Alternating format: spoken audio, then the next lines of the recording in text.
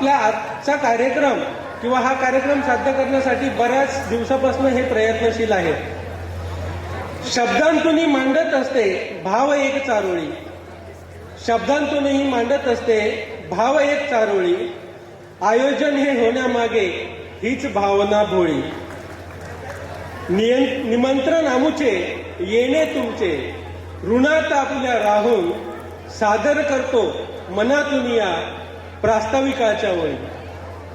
मित्रो, अभ्यास आणि कॉलेज हे एक आपल्यासाठी थोडेसे किचकट असे इक्वेशन बनून राहिले आहेत, जे सोडवत असताना आपल्या कॉलेजची कॉलेज लाईफ ही कशी निघून जाते आपल्याला कळत नाही. आणि याच कॉलेज लाईफमध्ये आपण जी मजा मस्ती केलेली असते, ज्या काही खोडकरपणा केलेला असतो, हा आपल्याला आयुष्यभर लक्षात ठेवण्यासारखा असतो. तो आपण आयुष्यभर विसरू शकत नाही. याच्यावर कॉलेज लाईफ वर रिलेटेड एक मला इथे कविता म्हणावीशी वाटते. कॅन्टीन मधला चहा आणि चहा सोबत वडापाव, कॅन्टीन मधला चहा आणि चहा सोबत वडापाव, पैसे कुठले खिशात, उधारीचं खातं राव. कट्ट्यावर बसून लेक्चर चुकवून आणि पोरींची चेष्टा करणं,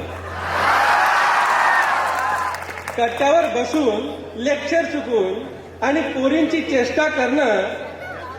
दिसलीच एखादी चांगली तर तिला लांबूनच बघून जोडणं.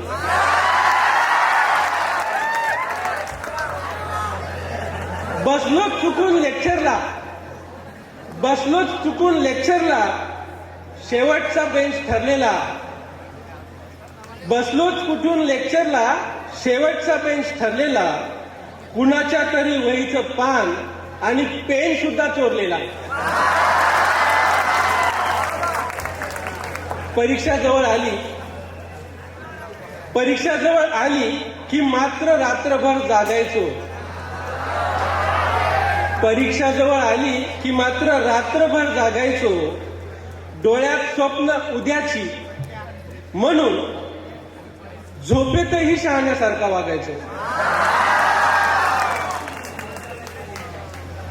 पूर्ण व्हायचं एक वर्तुळ, पूर्ण व्हायचं एक वर्तुळ, एक वर्ष सरायचं आणि पुन्हा नव्या पाखरांनी जुने झाड भरायचे. पुन्हा नव्या पाखरांनी जुने झाड भरायचे. म्हणजे फर्स्ट इयर संपलं की सेकंड इयरला नवीन वर्गात नवीन विद्यार्थी, पुन्हा नव्या पाखरांनी जुने झाड भरायचे.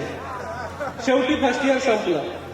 फर्स्ट इयर संपल्यानंतर पुन्हा नवीन रस्ता, पुन्हा नवीन साथी, पुन्हा नवीन रस्ता, पुन्हा नवीन साथी.